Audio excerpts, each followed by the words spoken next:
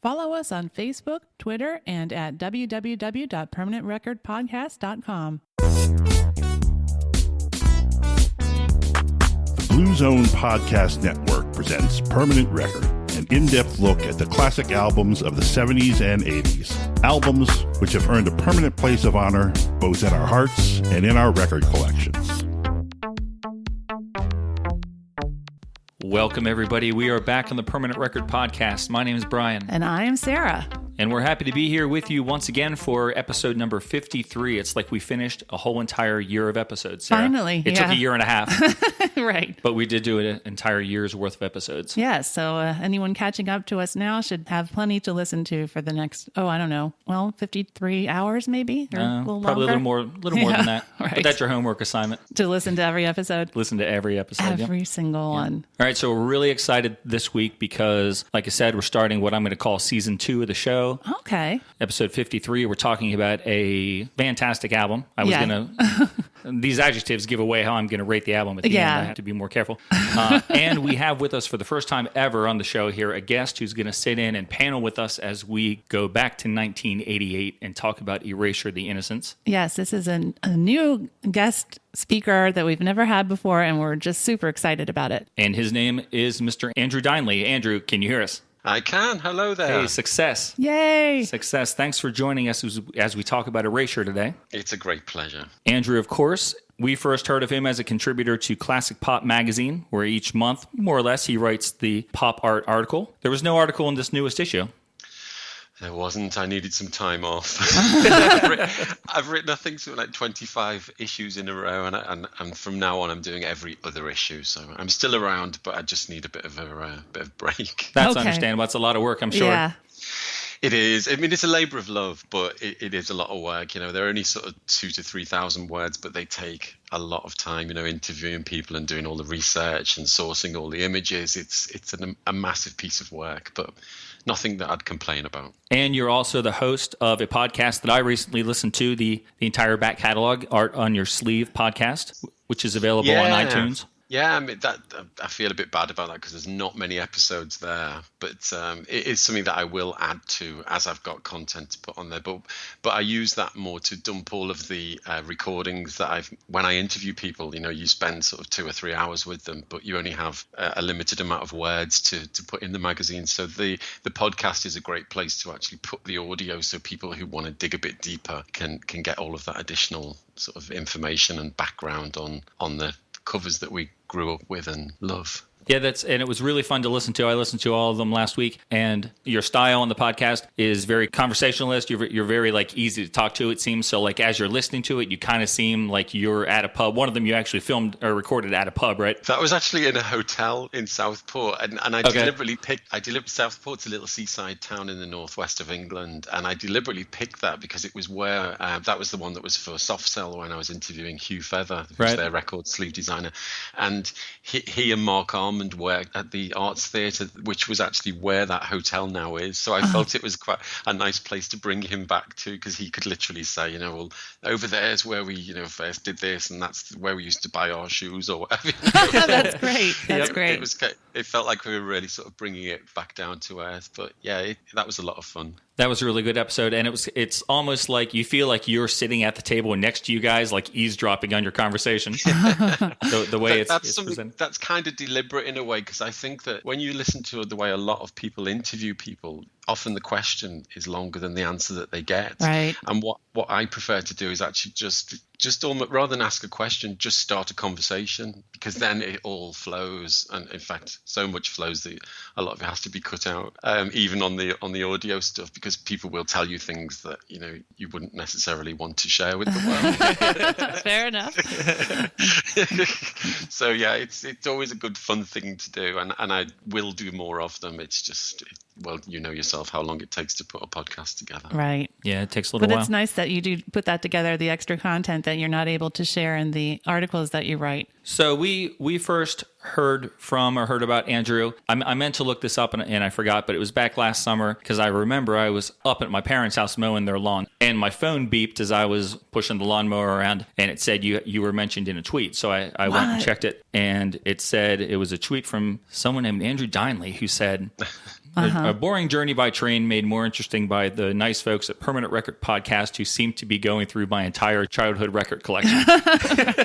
Yeah, I remember you telling me about reading that. And I was like so wonderful. excited. Someone is like listening to our show. Yay. It's like, oh man, this post is great. And then as I would kind of bring it up on my phone the next day or so, because I was obsessed with the fact that somebody was listening, yeah, I started to realize that, hey, this guy is like talking with all these people who are involved with classic pop and he's sharing this. And I was like, oh my God, he works for that magazine. Yeah. Yeah, I mean, I think I was actually going to that. I was possibly on a train journey to London to go and do an interview for the magazine. I think it probably was that. And so I was kind of looking around for, possibly even doing a little bit of research and stuff, and found your show. And then I didn't do any research because I just spent the whole journey listening to you. oh no, sorry, we got you off task. It was a pleasurable diversion. Okay. Oh, that's cool.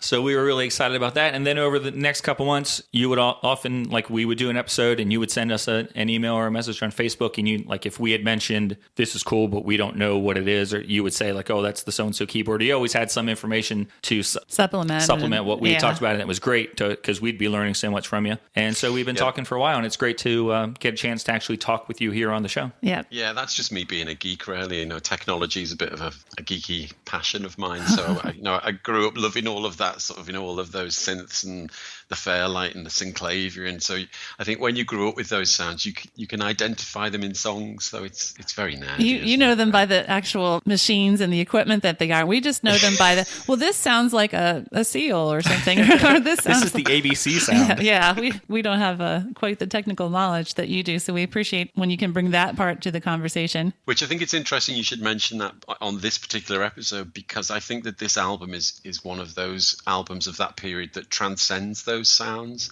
There are a lot of sounds that were very similar around that period, and I don't think that this album fits into that category, even though Stephen Hague, the producer, was using similar equipment. I think what he did with it was really, really clever. It was very intelligent use of the technology, because he created a very lush, rich sound with very analog equipment. That's an excellent adjective to describe that, lush. Lush, yes. I was trying to figure out some word this week as I was listening to Hallowed Ground in particular. I was like, there's something about this, a perfect word for this song, and that's what it is. That's why he writes for classic pop and you don't. That's why I read it. That's right. So let's talk about The Innocents. Let us do that. Let's get started. Sarah, I know you like talking about release dates and charts and things like that. I so do. Let's open with that like we always do. All right. The geeky details. Right. Okay, so this album is coming up on its 30th anniversary of its release, which is basically why we are talking about it, well, among other reasons, but mainly it's timely to do so. It was released on April 18th, 1988 in the UK and Germany. Now, in the United States, we had to wait about a month to get it. It was released on May 24th, 1988 in the United States. And it was released on LP, of course, cassette, and CD. And it was also released on mini disc. You remember those 3-inch discs? Are you serious? Yeah. Those discs were the worst. I know. You had to buy those stupid plastic adapters to hold them. It was the opposite of like a 45 record adapter, because this adapter, it made you put bigger the CD inside. Yeah. Right, I right. hated those. I hated those CDs. Well, okay. It's good that you don't have one. Yeah, But- I have never owned one. Okay. In the UK, with the vinyl, because you bought the cassette, I bought the vinyl version of it. We got a free poster with ours as well. Oh, man. Oh, really? We did not. I know No. for a fact we didn't, because my friend Beal had the vinyl and he didn't have a poster. He didn't even get a poster with his vinyl. No. Wow. What? With a horrible little sticker that said "free poster," which I peeled off immediately. Yeah. Yeah. Oh, that's funny. So this album was a humongous hit in America and in the UK. It topped the UK charts after 1 week. It was number 1 from April 30th to May 6th, 1988. And then, remarkably, 34 weeks later, it topped the UK charts again. Yeah, that's something I did not know. I didn't till this either. past week. Yeah. No, neither did I. It was number 1 again from January 14th to January 20th, 1989. So it actually came back and hit number 1 in the time period where Crackers International had already come out. Exactly. Yeah. It was in the top 75 for 74 weeks, and it was in the top 100 for 78 weeks on the UK charts. Crazy. Wow. Yeah. It got triple platinum status. I saw it went platinum in the U.S., and as of 2011, it's their biggest album, selling over 5 million copies worldwide. Yeah, it's interesting. It had kind of a slow burn as far as the record sales in America. It only ever peaked at number 49 on the Billboard album chart, but it continued to sell slowly and steadily, and it actually reached platinum in October of 1991. So like 3 years later. That's really crazy. And I also want to talk about that idea of the slow burning record when we talk about Chains of Love, because I'm really baffled by release dates and things like that for Chains of the single Chains of Love. Yeah. So this album, this really kicked off. We as of the Pet Shop Boys episode, we talked about an Imperial Phase. Right. I think we talked about it with another group at some point in time. But this album really kicks off what I'm going to call an Imperial Phase for Erasure. All of their albums went to number one from this album on to 1995. Right. With that album titled Erasure, right, which was kind of a weird experimental record. That was their first record after this not to go to number one, which I didn't know that either. That's a great string of success. Yeah. For sure. Yeah. This is the first and only time they worked with Stephen Hague, right? I think so, yes. Yeah, I mean, he was like, the number one producer at that time. He was like, the man with the touch of gold. Everything he touched did really well in the charts. So. Yeah, he did West End Girls, of course, which was a huge hit. Right, It's a Sin. He worked with OMD, right? He did. He did the Crush album with OMD, and I think he did some tracks on the Pacific Age album as well. And then the year before this, he did the Red album with the Communards. He did pretty much all of that album. That's a great record. Yeah, and again, it's that sort of similar sort of lush sound there that he's filled it out more with less sort of synthy sounds. They're still synths, but they don't sound. Right. He definitely brings an orchestral feel to the sounds and the songs. Not so much like a ABC orchestral, but kind of synthesized. Yes. Yeah. Mm-hmm.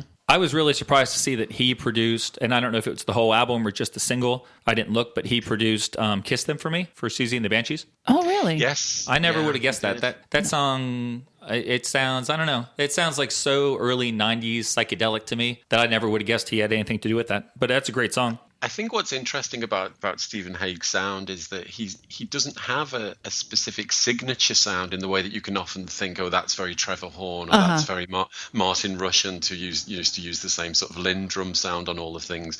I think with Stephen Hague, the only sort of connecting string that goes through it is that sort of lushness, but you wouldn't necessarily. I mean, if you listen to something like "Hey You, the Rocksteady Crew," that. Did you have that there? Was that a hit there? No, but I saw that one mentioned a lot while I was doing my research. So that was sort of very scratchy and hip hop type sound, and that was his big breakthrough song, which you wouldn't know was even connected with The Innocents. It's and the stuff he did with Malcolm McLaren, all of the kind of Madame Butterfly stuff. It was very, very different, and that's one of the things I like about him. I think he's quite a chameleon, really, a production chameleon. It sounds like he's really good at understanding what is going to be successful at the time, and he's known for making hits. Definitely, and also taking people's sound and not necessarily smothering it in his production, but enhancing it in the right way. I mean, if you look at the stuff he did with New Order, True Faith and things like that, it's very New Order, but it's obviously been elevated by a very full production sound. Right. I was going to mention that song for the concept of him knowing how to make a hit. That was like, that song came out of nowhere because, at least for us here in the United States, because up to that point, New Order was basically like an underground dance band. Definitely college radio type. Who had dance hits. And I guess they got some momentum going when they were on like the Pretty in Pink soundtrack. That probably got them some momentum into a mainstream audience. But still, that song, Shell Shock, that wasn't a top 40 hit. No, not at all. And then all of a sudden, that record, True Faith, comes out and it's everywhere and everybody loved it. And I remember hearing it. Like everyone played it. And then they promptly kind of didn't have any more success here in our top 40 charts afterwards either. I guess, what was the first single? Regret. I think Regret did pretty well. That did pretty well, but that's kind of a big gap. It is, yeah. And another part of this record that I think is worth talking about here, especially since we have Andrew on the line, is the artwork that went along with it. Oh, yeah. Album cover. And that was actually a collaboration between a few people, right, Andrew? Yes, it was. And principally Paul Kira, who did most of the photography, if not all of the photography, and Slim Smith, who was the design and layout person for it, who interestingly also did the cover of that Erasure album that you talked about before in, was that 1995? Yeah. Oh, okay. That was... Yeah, so he he worked on both of those. I hardly ever play that one because I only like a few songs on it. Isn't the cover of that like a painting of them? It is, yeah. I mean, and so his design is more about kind of taking other people's elements and making it fit the format. So it is based around those paintings. But so he did the layout rather than the graphic design. I got you. Yeah. Now, I just saw this morning when I was on Discogs looking up the cassette, and it says that Maria Di Grassi did the cassette art design, which I thought was interesting.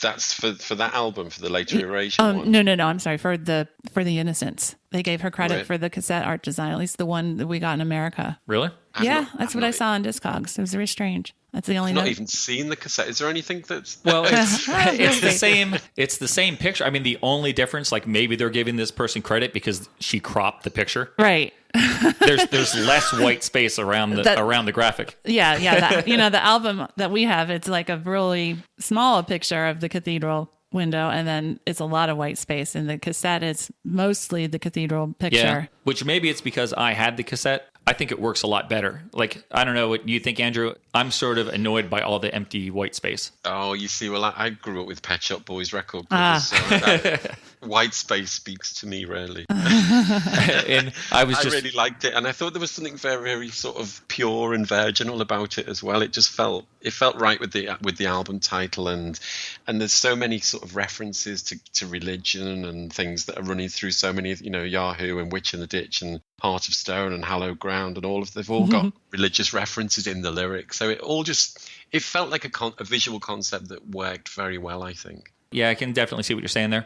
Speaking of that white space with the Pet Shop Boys, we had talked earlier this month, and I told you I got those reissues, the first 3 reissues of the Pet Shop Boys. And in that book in there, I never knew this, they were annoyed that at some point when the album came out, the picture on that first album was supposed to be like really tiny in the center, but the record label made it bigger, and they thought it was terrible looking. I think it was in Spain or Mexico or somewhere, wasn't it? Where they obviously thought no one's going to buy a record cover that's just got a little postage stamp. Who are these guys? I need a magnifying glass to see them. So one of the things they said about the artwork in the Classic Pop magazine review of it, years and years later, I can't think of a better word. Yeah. Retrospective. Classic Pop at least says that there was no specific plan or no concept in mind for the artwork for the album or any of the singles. Is that really true? I think so. I think that Erasure are interesting because I think that they don't. Everything they do is very different. There's no sort of continuity with design, and often it doesn't feel like there's any relevance to the album that it's on. I mean, with the Circus, there's something there because you've got the colours and that seems relevant. And with this, there is, but often there isn't that sort of obvious relevance. And what I like about this is that it did feel like it felt like it just felt more conceptually together, really. More cohesive. Yeah, definitely. And I think that that's probably down to the designers rather than Vince and Andy, to be honest. I think that they don't really have a lot to do with things. I mean, just reading the article in Classic Pop that you mentioned, Andy Bell says it was meant to have a quasi-religious quality, and that the Innocents was an allusion to the biblical meek due to inherit the earth. And I can imagine that he's just used that one little phrase, and then the designers have run away with it and come up with this whole concept around that. That's what designers do. They'll take a small gem of an idea and really fill it out into something, visually high impact. And I think with this album, it worked really well. And with the singles, sort of, it worked, but not as elegantly, I don't think. And we'll talk about that as we go. The return on investment for each of the singles is a little different, I think. Although I would say that there isn't a theme maybe throughout all the singles, but you can link them, at least in my mind, because they all have like a really like saturated color, like one color in each one. One's purple, one's really, really blue, and then one has like the red. So it's the visuals don't really tie together really, but just the idea that the color is so very rich, prominent. it's kind of uncomfortable is maybe a theme that ties it. It's sort of oversaturated, and you can see the only thing that links them, I think, is that you can see those colors in the stained glass window on the cover. There is a sort of I never thought about that. Loose continuity. I think they are actually. If you look at the stained glass windows, I think they might actually be sort of cutouts of those images that later appeared on the singles. Oh, that's cool. But yeah, you're right with the colors. I brought up the actual image from the stained glass window, and definitely, I mean, honestly, some of those colors are pretty saturated too, if you look at them. Yeah. So with that sort of interesting photocopied effect, which I don't quite understand what that was about. And I did email Paul Kira, the photographer who was responsible, and asked him a few questions. He now lives in Himalaya.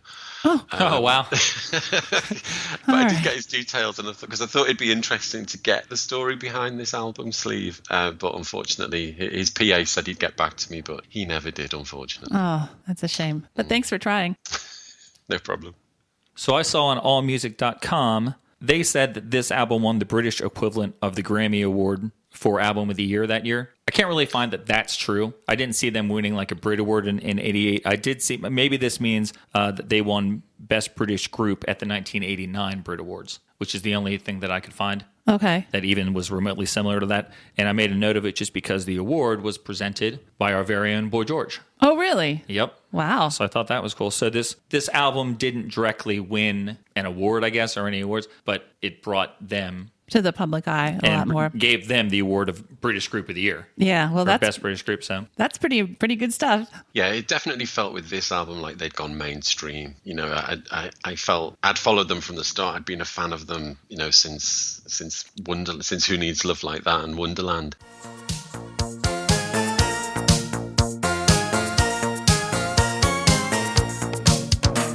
There's something going on, something not quite right. There's something stranger happening to me. There's someone at the door, I hear voices in my head. It seems things aren't the way they ought to be. Who needs love like that?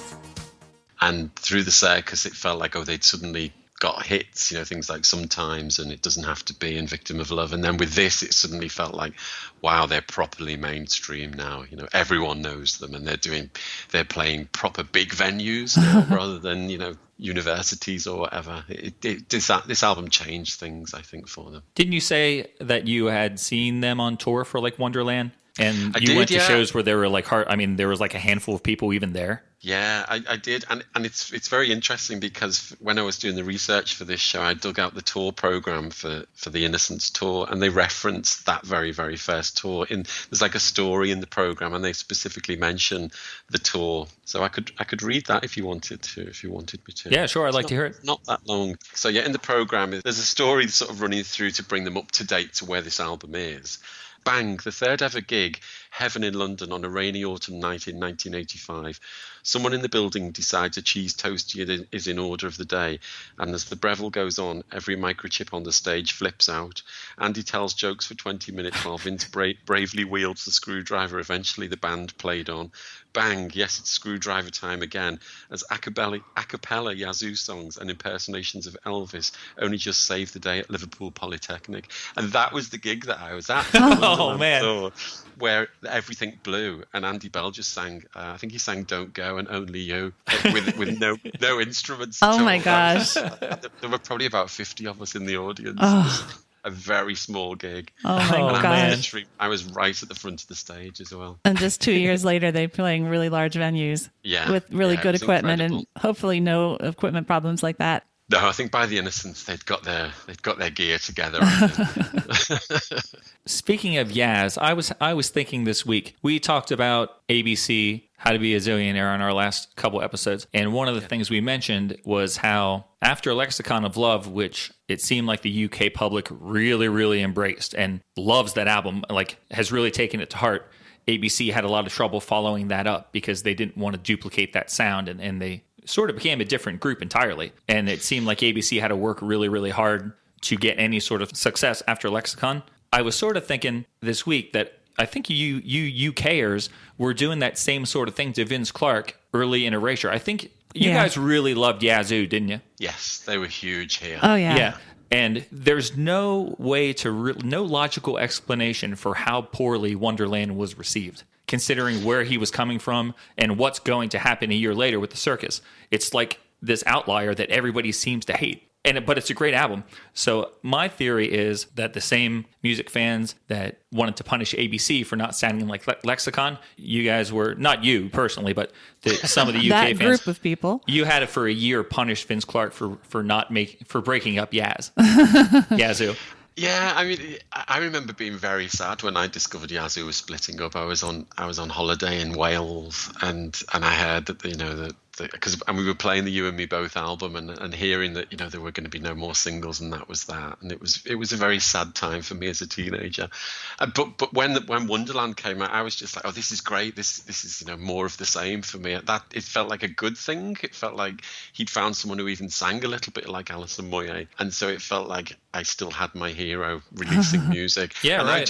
I couldn't fathom why it wasn't a hit. You know, I was buying those 12-inch singles and getting them for, you know, like 99 pence, you know, like 99 cents there, because no one was interested. And it wasn't that the music scene had changed. You know, electronic music was still in vogue. Right. It was, I can't fathom it. I really don't understand. It might have just been down to publicity, or was Andy Bell's image too outre for people to cope with? I don't know. I don't know what it was, but yeah, it just didn't make any commercial dent at all. Yeah, it boggles my mind, especially since 1 year later sometimes is a huge hit. Been thinking about you, I just couldn't wait to see. Fling my arms around you as we fall in ecstasy. Ooh, sometimes the truth is harder than the pain inside. Yeah. Ooh, sometimes it's the broken heart that decides. It's not the way that you caress me, toy with my... Oh, these guys. The other songs from the Circus did pretty well. I mean, they were all like top 20, right? Yeah, and I saw them on they did a tour for some times, and they played that same gig at Liverpool Polytechnic, you know, before it was the university. And you know, sometimes it just come out, but it hadn't been a hit. So I was seeing them in the Polytechnic playing to, you know, it was probably a bigger crowd. There were probably about 100 of us at the second gig. And then it became a hit. And then suddenly they did the big tour to promote the album. And they were, you know, kind of a chart act. Because sometimes I think got to number 2 in the UK here. Right, yeah, it did. I think Vince Clarke was building on his sound, really. I think that if you listen to the instrumentation, it was more sophisticated what he was doing, but it was still a very Vince Clarke sound. Oh, yeah. You can recognize that it's still him. Whereas the difference with the ABC thing, you know, Martin Fry at the time said, you know, that's all gone. I mean, there was the lead single was That Was Then, But This Is Now. Right. You know, Right. Even the title says Right. it It's all. like telegraphing what we're doing here. And he did this interview where he talked about flushing his gold lame suit down the toilet in Japan, and you know he was clearly just wanting to disconnect from his past and say, you know, we're not that group anymore. We're this now, and they were working with a completely different sort of ethos, really. Yeah, that's so crazy. Yeah. But did you know that on the backing vocals for SOS, you like that album, don't you? The Beauty Stab album. So yeah, I didn't. I just got it last year, actually, so I don't know it all that well. But there's a lot of songs on there that I like. So the track SOS. Yeah, I know that which one. was a single. It's one of the more sort of commercial songs. The backing vocals on that are by Frankie Goes to Hollywood, who had just gone into Trevor Horn's studio to record Relax and all of that stuff. And he just literally came in and said, do you want to do some backing vocals and some hand claps on this song called SOS? Oh my God, I had no clue. That's crazy. But it's at the end of SOS anyway, so listen out and you can hear them all doing the ba-ba-ba-ba bit. I'll have to check that out. I think that's one I sort of know better than the other ones, because that's even on the like absolutely ABC greatest hits thing. Yeah. So I did have that song even before I had the quite album. A big hit, I think. What year was Lexicon? Was that 82? I think it was, yeah. I was only like 11, so I didn't really know what was going on. I was listening to Electric Light Orchestra and AC/DC. So your taste's really, really broad. Yep. I was thinking that this week whenever I was cleaning some 45s. I was thinking about the 45s that I had before I became aware of music. And I had those. I had You Shook Me All Night Long. I had Don't Bring Me Down. I had Another Brick in the Wall by Pink Floyd. And I had this song called Ride Like the Wind by this guy named Christopher Cross. Was he ever popular in England? Yeah, because he did Arthur's theme. That's Yeah, right. right.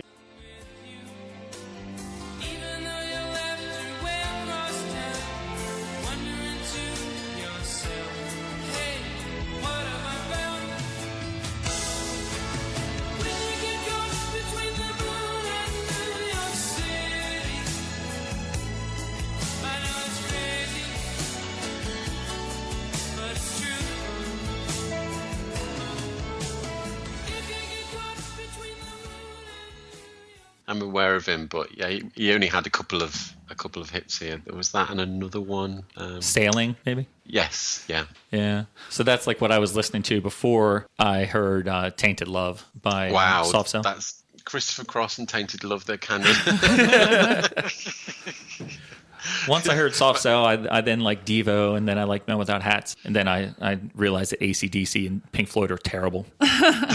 But ELO are good. ELO is still good. Yeah, ELO is pretty good. Well, they have keyboards. Now, you know that Vince Clarke loves Pink Floyd. I saw that somewhere. One of his favorite albums is, I think, Dark Side of the Moon. Yeah. I suppose you can see that there's that sort of desire to be experimental and push the boundaries of what you can do with music, sonically. And I think maybe that's what he appreciates. Probably. It's a bit proggy for me, really, all that Pink Floyd. Yeah. All right, so I've got here a review for The Innocents from Sire Records, which was their US record label, wasn't it? Right. Yes, it was. They're on mute in the UK.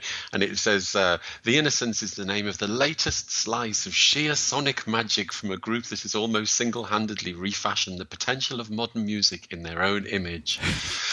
Oh, take a deep breath. I know. I'm getting the vapors.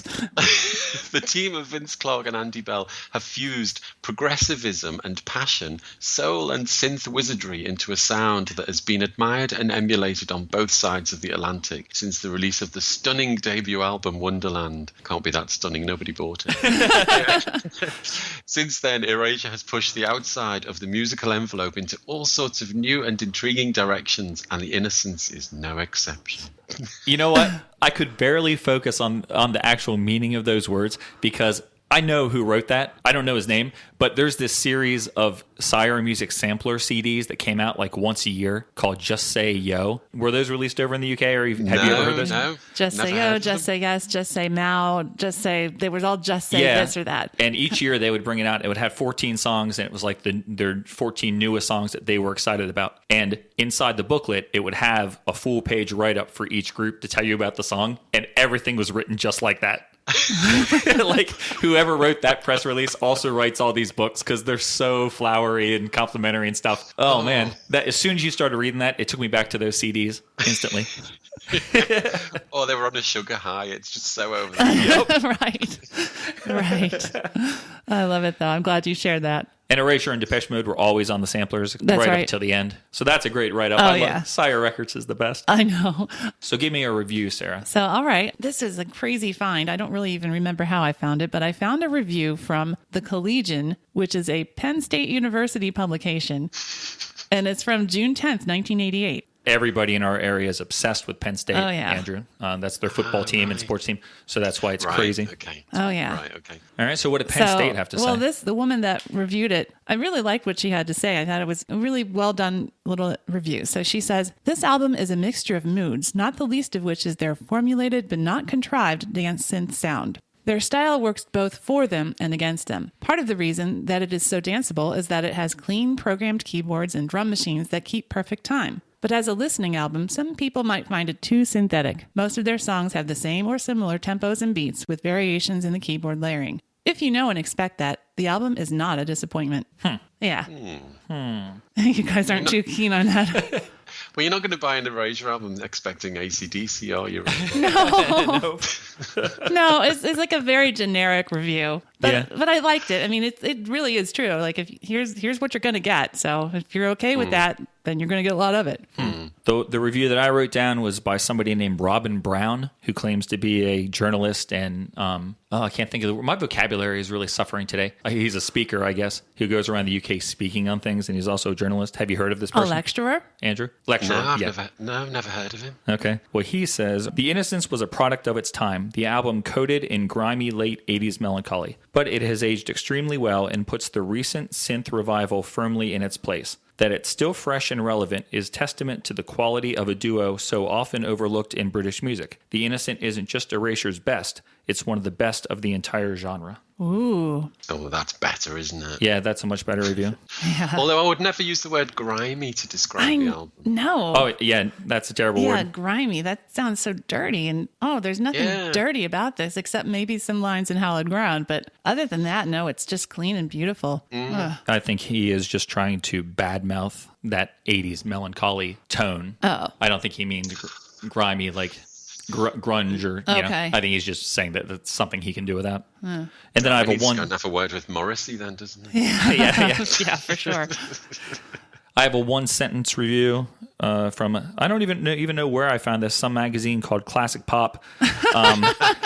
They said there was so much to celebrate about The Innocents, conceivably Erasure's finest hour, and without doubt, one of the greatest electronic pop albums of the 80s. Very nice. I wouldn't disagree. So the one other review I have is a more recent one, but I really liked what they had to say because I think this is something we may touch on later or even now. It's from Metro Weekly. The Innocents was cut far too short from a promotional standpoint and contains tracks that would have undoubtedly ended up on Erasure's Greatest Hits collection if they'd been given a chance. The decision to release Crackers International rather than continue to build on the success of The Innocents put an abrupt halt to their success on the U.S. pop singles charts. Yeah, let's talk about that a little bit right here since Sarah brought it up, because that's something I have notes on that I wanted to talk about. Oh, good. Yeah, me too. I have as well. Cool. Wonderful. Glad I could provide that segue for you. Segues are awesome. Yeah, so I was looking at the dates of the album release and the singles around it, and it was all over within 8 months, which is just bizarre. You know, normally you'd stretch an album out for much longer. You know, Ship of Fools was released in February, and A Little Respect was released in September, and then the album and Chains of Love were somewhere in between those two. And it just seems insane that for a group that was, you know, just getting bigger and bigger and bigger, that they sort of left this album behind and then moved on with Crackers International. I mean, obviously they were hitting the festive period, so maybe they thought we need to release something a bit Christmassy, but it definitely felt like it was cut short, I think. I can understand if they were really married to that idea of a Christmas EP, if they were in the holiday mood and really had to get that out, then I guess it's worth it because that's what they wanted to do. You know, we often talk about on here, it's a rare album that can really offer up 4 big hit singles, Colored by Numbers, Violator. There was no indication that a 4th single off of this album would have flopped or lost a lot of momentum. Yeah, it baffles me that they only released 3 singles off this because I think we will all agree there are at least 1 or 2 more. That easily could have been released easily and done well on both sides of the Atlantic. And even with Crackers International coming out, we just mentioned a little bit ago that Crackers International came out and this album climbed back up to number 1 on the charts. Right. You could have revisited it. You could have had it come off as a single from Crackers International and then brought out, I don't know, Phantom Bride or something from this record afterwards. Yeah. It still had momentum going, even into 1989. Right. It's crazy. But I guess they were producing a lot of material at this time, and I think they were just in that groove, and they were like, let's make more music. Let's put out more music. I almost think it did them a disservice, at least in America, because they didn't get to really use the opportunity they had with the momentum they were building here. You're absolutely right. It was ridiculously prolific period, wasn't it? Because even all of those B-sides, everything was new. I mean, there were a couple of cover versions thrown in there, but the quality of everything was really high, and there was so much of it. You know, I don't know how they did anything other than just record and tour, because it must have been really hectic for them during that period. Didn't Wild come out in 89? It did. Yeah. We'll get into that when we talk about personal history, because, it's crazy. It is. I mentioned before when we talked about Crackers International for our Christmas episodes, which as a rule, the songs on that album were excellent. But to me at the time, and still now, I said that those songs sound like a step backwards in terms of songwriting maturity when compared to The Innocents. I was just wondering, Andrew, if you agree with that. I do and I don't. Ever the diplomat. I would say that I don't think it's about song quality. I think it's about production quality, and I think that's where you can hear Stephen Hague's involvement with this album, because I don't think he was involved with that, was he? I think he was not themselves.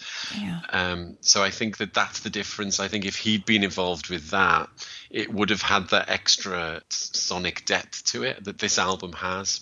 In the whole body of Erasure's work, I think it stands out. And I think that's the issue. I don't think the songwriting's at fault. I think that Crackers International is all of the songs on there. I like them all, but they just feel more like something that we've heard, like some possibly off the Circus. Right, yeah, exactly. Yeah.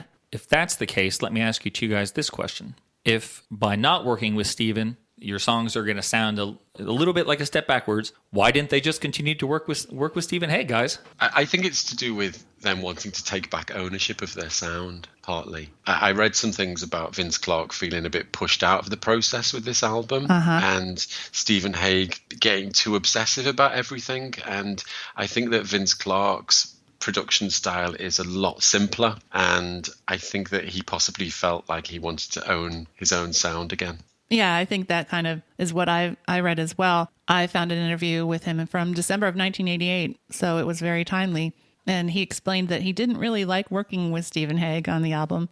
He said they tended to work with engineer-type producers rather than producer-type producers, partly because he said that's partly so that we have someone who won't get in the way of what we want to do. Mm-hmm. And that is exactly what I guess they thought Stephen Hague was doing. Vince said, I don't know the technical side of recording too well, so we need someone that can just record in the best possible manner. And he said, with hindsight, I'm not sure it was a good move to go with Stephen Hague. They went with someone that had musical knowledge, someone that would have a musical input, just to try something different. But he wasn't in total agreement with what Stephen was doing and why he was doing it.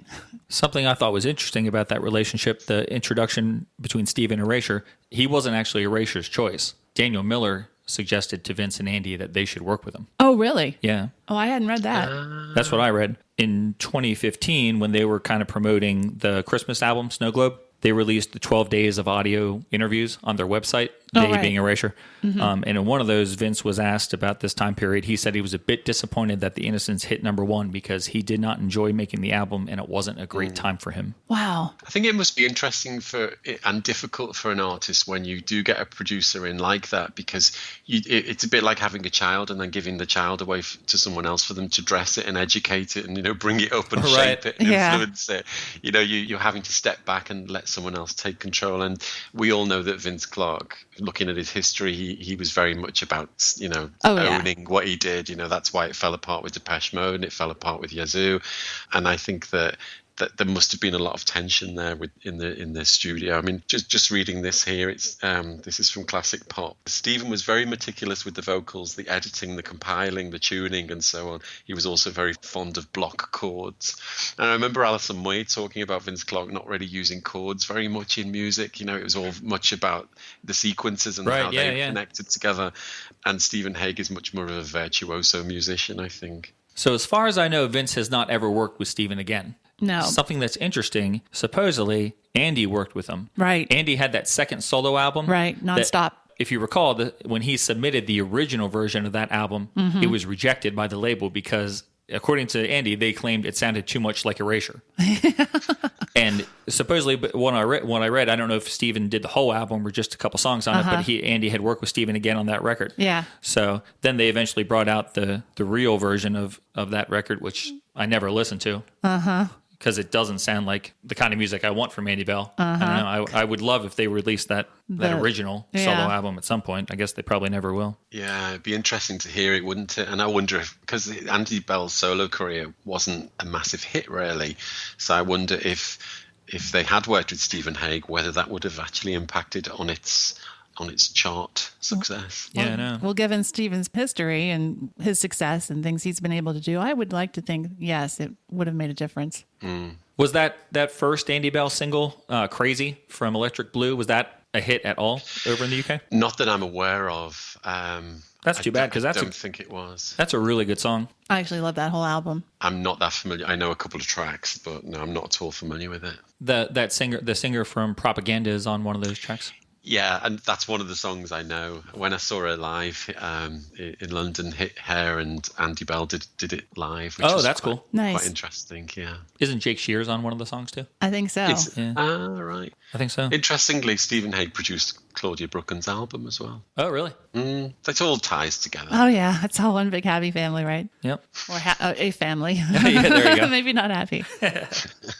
All right, so I want to talk about another idea or another aspect of this point of Erasure's history. Okay. And this is the fact that Andy pretty much says in what I'm reading that this is about the time that he finally feels comfortable and feels like he's really found his place in the creative process of it with Erasure, writing songs with Vince and things like that. Yeah, that seems to be the case, doesn't it? Because I think Andy's written all of the lyrics for this, hasn't he? Whereas I think, did he write them all on the Circus? I'm not sure whether Vince was still writing some lyrics at that point. But it definitely feels like he's been able to dig a little bit deeper lyrically. Yeah. He says, this is the first time I felt like I was in equal footing with Vince in the band. So I think he's writing all the lyrics. He's writing, as far as I understand it, Andy is writing the vocal melody line that he sings, right? Yes. Yes. Okay. And I think that even if I didn't read that Andy claimed he's coming into his own, I think you could tell that because there is so much of a like soulful sound to a lot of these songs. The melodies sound very soulful, not even just the gospel songs, like a soulful quality that Vince, listening to Pink Floyd and whatever he's listening to, he's not familiar with that Motown kind of sound. Yeah, I've seen interviews where he said he didn't really grow up listening to that kind of music, whereas Andy definitely did. Yeah, so I think you can tell that there is a strong influence by somebody other than Vince on these songs. Yeah, I've got in my notes here that Bell recalled at the time listening to classics from the disco, white soul, and synth pop realms of Eurythmics, particularly the album Touch, and lots of Sylvester, Jimmy Somerville, and Helen Terry. Oh, wonderful. Clarke doesn't remember anything particular on his playlist, considering it more important to keep away from other artists lest they overly influence his own work. Yeah, I've seen him say that a couple times, that he doesn't listen to a whole lot when he's working on writing songs. Clarke gives a lot of the credit for the success of this album to Andy. He says he was 100% involved with the writing process. His influences were different than mine. He mentioned that Andy prefers female singers, background singers, to male background singers, and that had some effect on the way they approached the record. And he said that Andy also was the person who by himself came up with the track listing. Oh, really? For this record, yeah. Interesting. So at one point in the show, I'm going to make a suggestion about the track listing. Okay. All right. I don't know that Andy will hear it, but okay. He won't, but that's okay. You never know. Yeah. That's interesting that Vince says that he's going to give the credit to Andy. I'm sure that he doesn't want to take any of the credit himself anyway, because if he was unhappy working with Stephen Hague, he's certainly not going to give Stephen Hague the credit. And he's also not going to own this because he didn't feel like he owned it in the first place. Oh, interesting idea. I think that Vince Clarke is all about the music anyway. I don't think, speaking to designers that have worked with Erasure and reading the stuff around for this, I don't think he's interested in design. I don't think he's interested in image. I think for him, it's all about the studio. It's all about the songwriting. And he just wants to do that all of the time. I think that's what seems to be the common theme, really. I think that those things just don't excite him. Yeah, I'm still surprised every time I see that they announce a new tour for something. I know. I was like, I can't believe he's going out and doing it again. Right. And some of the things he subjects himself to on stage. and in these videos, we'll talk about that too. It's amazing. He's really a real trooper, honestly, if he's been not enjoying that for over 30 years. He really seems to like Andy Bell, though, as a person. Yes. Everything you read, people say to him, how come Yaz only lasted 2 years, and why did you leave Depeche Mode? And Erasure has been around for 30 years. And it always comes down to he gets along so well with Andy. And now he says, like, we really don't even talk to each other when we're not working together. But it seems like he really gets a lot of enjoyment out of writing songs with Andy Bell. Mm-hmm. Yeah, and I think there's a lot to be said for that. A lot of those duos that sort of came up around that time, they didn't survive in the same way. And if you look at people that you've covered previously, people like Tears for Fears, that fell apart, the Eurythmics fell apart, Soft Cell fell apart. It's really hard to sustain a relationship, a musical relationship in that respect. So, all credit to them to have stayed together. There's really only probably the Pet Shop Boys who have stayed together for that period of time, really, consistently. So true. I have one sentence that I'd never said, and there's no way to just say this one sentence now. I should have said it 10 minutes ago. Songwriting for this album was done on guitar and piano, as is often the case. I just think that's so cool that everything is so synthetic, but they write their songs on acoustic guitar. Oh, yeah, but that's like Martin Gore. Yeah, true. Yeah. I think it's because it's very instant, isn't it? And with digital technology, it's all about layering sounds up and building sequences up.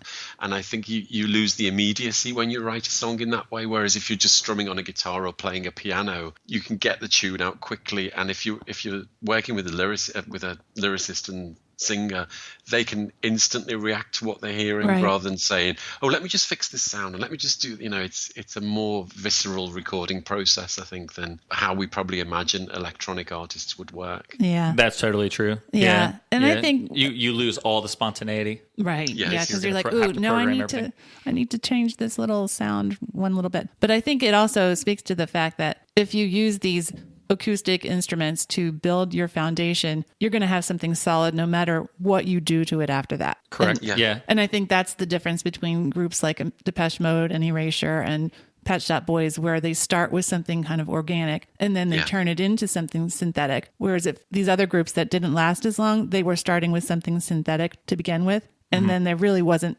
much to build on. So yeah, that's a great point. And that's why, like, do you have the Erasure album On the Road to Nashville? Yes. No, I don't. I have the Union Street one.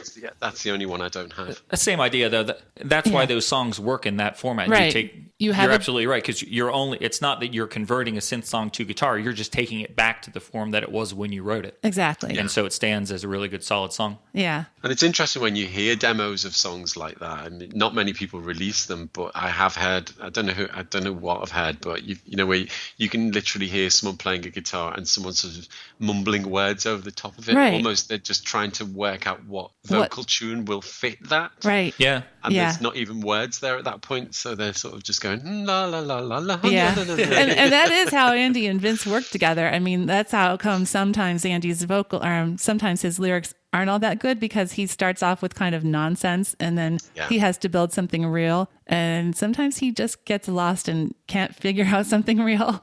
And it's like kind of like, well, what is that all about? But it works singing, those words, whatever they may be. So sometimes the meaning isn't. It's a very different process as well to the way that Neil Tennant and Chris Lowe work, because they're very much about, I mean, not in all cases, but often Neil Tennant will have words and Chris Lowe will have a tune, and then they'll come together and try and make the two work. Yeah.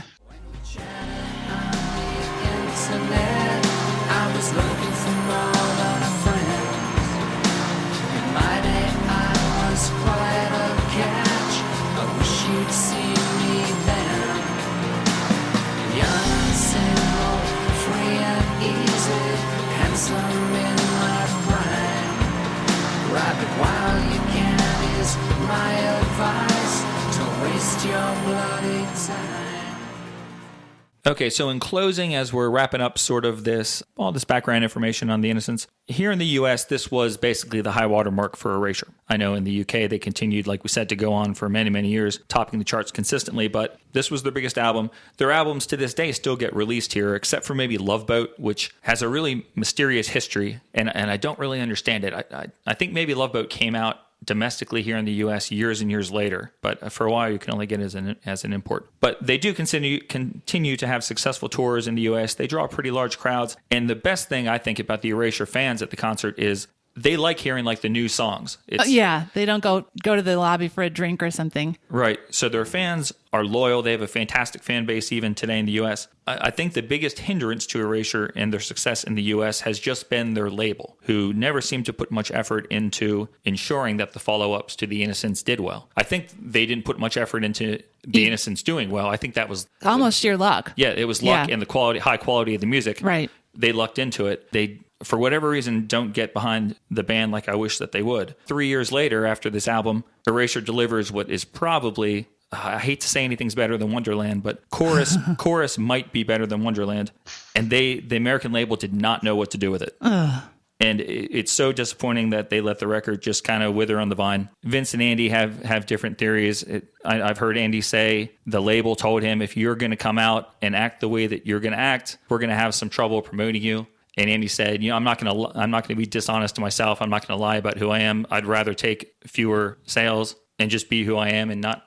So that's disappointing if it's true, because they had so many great albums in this time period that could have been awesome follow-ups to The Innocents. Yeah, it is bizarre, isn't it? I mean, I was completely unaware of that. I don't really have any understanding of how big, the differences in their releases and what was. I knew that this was big, but I didn't realize there'd been such a quick tail off of their sales after it. Yeah, I think Drama was the next single, right. And it didn't make the top 40, may have hit like 82 or something. And then they never again had a top 40 hit until Always. Mm-hmm. In 94. And then they just never had another hit. And then that was it. And you just never got the sense that they were getting any real promotion or any help. Over here, it was the opposite. That Mute here were one of those bands that really jumped on that whole multi-format thing. So here, those singles, like Drama and You Surround Me, they were coming out with, there were like 4 different 12-inch remixes and poster packs and shaped things, and you could buy 20 formats of each one. Maybe even a mini disc. It probably was. And so, I remember buying, again, it's not for this episode because it's the following album, but the You Surround Me single, I think there were like 3 or 4 12-inch singles for that. I bought them all because they all had different versions or different packaging or, cutouts or whatever. Yeah. And that's the stuff that helps as shallow as that is, that does actually, they're not doing it just to be decadent. They're doing it because they know that's what keeps things in the charts. Right. So did that not happen there? Where you weren't getting all of those different formats? No, we would get one 12-inch single for each song. We wouldn't get every single. No. We would get like usually the first 2 or 3 maybe, but only ever one 12-inch for each thing. They would just kind of pick and choose which mixes were going to go on it. I guess then you'd have to pay stupid money for imports and things. Oh, Right. yeah. And that's why at the end of the day, I ended up buying those, those gray box sets, the single boxes. Yes. I have the 4 of those. Which are lovely. Yeah, those are great. Hopefully that I never really checked to be sure, but I just sort of always assumed I have most of the major mixes of everything since I have those. I think you do. And I mean, I'll come on to it when we do Chains of Love, but interestingly, in fact, this album, I think, has things that you did get exclusive mixes over there. Yes, really? I think that is true. Yeah. I think the Marx Brothers remix was one of those. No, that was here as well. You had okay. But things like the Unfettered mix, that wasn't released in the UK. Oh, okay. And you had versions of A Little Respect over there that we didn't have here either. Oh. Even though we still had 25 different versions. You couldn't have all of them. And as a completist at the time, it was very upsetting. Yeah, I understand. Can understand. So an author named Luke Turner has stated that this album, The Innocents, has been rubbed out of music history. Do we agree with that statement? I think it would depend on when he said that, because I think now the 80s, that period of the 80s is looked back on in a much more respectful way than it was 10 years ago. Right. And I think that now we appreciate the 80s more than we did 10 years ago, because there's that sufficient distance there for us to look back on it and be able to appraise it in a better way. You sort of need that distance in order to understand what was going on, really. So if he was saying that now, I would disagree with him. But if he was saying it 10 years ago, then he may have had a point. Unfortunately, I didn't write down a year. Poor planning. I hope that, regardless of when he said it, I hope that 2009 re-release helped to bring some attention back to this record. Yeah, for sure. Because they did. It sounds like they did a pretty cool job. Yeah, with they packaged it really packaging, well. And I haven't heard it. I have to imagine it sounds better than the crappy CD I have. And they reissued A Little Respect as well, didn't they? They did a new version of that around that time. That was a charity single. Yes. And around the time of the reissue, they also finally released Phantom Bride as a single. Yeah, it was like an EP. Yeah. We got that 4th single eventually. Yep. It just took 21 years. So I don't know if I would agree with him or not. I'm too wrapped up in my own personal history with it and where it fits in my, musical catalog to know how it really fits into the rest of the world. I say it's wonderful and perfect, and well, maybe not perfect, but I think it's still very important, but that's just me. Well, since you mentioned your personal history with the record, why don't we segue into that section? We'll finish up this first part of our look at Erasure's The Innocents by talking about our personal history with the record, all 3 of us. So, Sarah, you gave us the segue, so why don't you let us know how this fits into your musical development? Okay. Well, when I realized that this actually came out in May of 1988, May 24th to be exact, I was really surprised and impressed that you were able to make a copy of it for me before the school year ended, because I'm sure that's what happened. Yep. I know I had a copy of it from you on one of those yellow Memorex tapes. Yep, that's how you got all 99% of your music back in the old days. It seems like it, yeah. And this was my album for the summer. It was the summer between junior and senior year of high school for me and for you. And I went on a road trip with my best friend at the time as she was visiting colleges. And we played this tape over and over and over and over. And then I played it a lot at the beginning of college too. I was switching between this and Wild because that was out too. Yeah. This to me, you said Wonderland is your summer album. Right. This is my summer album because it just makes me think of driving around and all over the countryside and sunny days and that exciting time where you're finishing up your high school and getting ready to move into college. Yep. So this I played it all the time and I loved it, and yes, this is a really big important album in my history. That's cool. So thank you. Oh, sure. Mine is basically, I guess, sort of the same as yours. It came out that time period. I have a very vivid memory. Here in the United States, Andrew, when we finish up high school and go to college, we have to take this test called the SATs, which is just a standardized test to predict how well you're going to do in college, I guess, a kind of thing, a general knowledge test. And I remember new records used to come out on Tuesdays through most of my life. New release day was Tuesday. They moved it to Friday in the past couple of years. So I would always end up getting new albums on Friday anyway, because I would go to school. I would go to the record store Friday after school and get the new stuff. So I bought this record on Friday and could barely focus on taking SATs the next day because all I wanted to do was listen to it. So I remember staying up really late, listening to this on the way to take the test. I drove my friend Hans, and I was like, dude, look what came out. We were playing it. So my memories of this are tied in with the excitement of getting ready to go to college, kind of like you. But the other cool thing about this record that really, it's not cool really, but it's strange. My other memory of this time period of Erasure is that summer, after their album came out, our family vacation that summer was we went to Ocean City, Maryland, which is the beach, kind of about 3 hours from our house. And on the boardwalk, there was an arcade. And being a high school kid, I loved going to the arcade.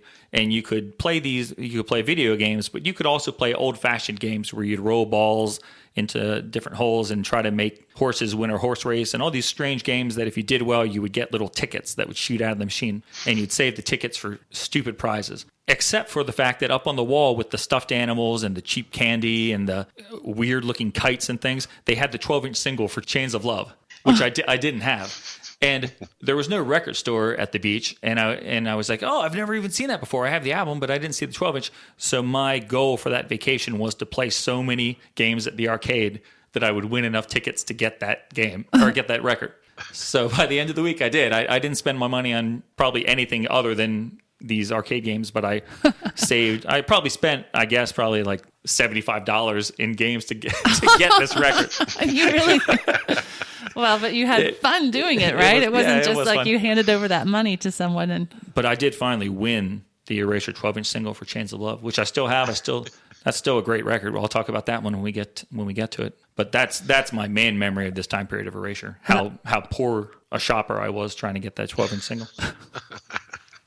My memory of this album is rushing out to buy it on the first day for that free poster. The initial releases had the great poster, so I definitely wanted that. Although I had bought the other albums on the first day as well, anyway. But what is the poster? Is the poster just the album cover? Yeah, it's just the album cover. Okay. But it was also, I think it was probably my first or second year working as a graphic designer as well. So I was just starting to think about moving away from my parents' house. So it's all connected with all of those feelings about moving away and growing up. And also politically in the UK during this period, it was a bit of a tricky time in terms of gay rights, which is one of the things that runs through a lot of the themes on this album. So there's a lot of sort of a political aspect to this album that is connected in my head as well with my own personal life at that time. So it was a funny time, a good time, but it's a very kind of, in my memory, it's very potent. I still remember it very, very strongly, and it was good fun. That's good. And that's the sign of a great album. If it's still to this day, if you can instantly be taken back to the way you felt about it back 30 years ago, that's amazing. And that shows you that how important this stuff can be to people's lives. It is, isn't it? I mean, music does that, doesn't it? Anyway, and for me, this and Introspective by the Pet Shop Boys, they're very closely connected in my head. I don't think there's anything similar in terms of the sound of the album, but in my head, they're the two things. I always put them together. I think they were probably released very close together, and they were by my two favorite bands, and there's a lot of kind of connection for me between them. Yeah, that Pet Shop Boys album is another one that has its, like you said, its 30th anniversary this year as well. Yes, indeed. Yep, that's a great one. Yeah. All right, so that is a wrap, I guess, for just taking a trip back and talking about the time period, the way the album was recorded, just sort of an overall history of the record and our personal history as well. Right. So we've talked for a while. It looks like we're over an hour with this first part. So why don't we wrap up here? And then next week in episode 2, we'll take a listen to side 1 and try to fill your head with a bunch of facts and figures about those songs like we did today with the overall album. Does that sound good? Yeah, that sounds good to me. How about Andrew? How does it sound? Andrew, yeah, that sounds... Yeah, can you be here next week? Yeah, definitely. I'll be here. Oh, wonderful. All right, so thanks everybody for tuning in. As always, we are going to ask you if you enjoyed the show.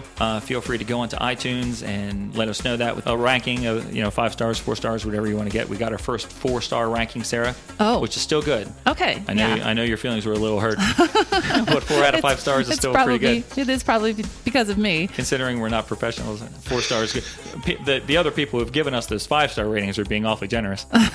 And we're very thankful for it. And we do appreciate any time you do that because, like we said, there's that nebulous way that it helps us. This week, I did see we got like 3 reviews in one day, and all of a sudden, when you searched for the word permanent, if you type that in iTunes, we were like right up at the top. Woo! Ooh. And then a couple days later, we dropped back to where we usually are. Okay. So, but for a brief amount of time, we were riding high, guys. But so thank you very much. You saw the formula working. I It's did. magic behind the scenes. I did. So join us a week from now when we are going to put the needle down on the first side of Erasure of the Innocents, and we're going to let you know what we think about it. So I'm going to sign off right now. See you, everybody. All right. Well, we'll see you in a little while. See you next week.